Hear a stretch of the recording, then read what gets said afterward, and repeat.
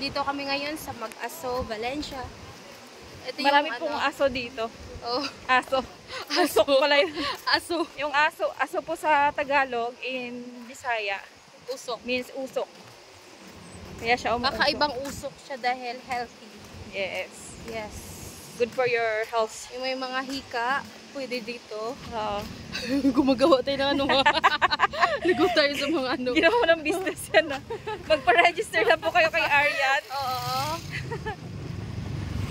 Gusto niyong gumala dito, sana magpa-register kayo sa akin para makapag... 50 pesos entrance. May ano na yun, may accommodation na yun.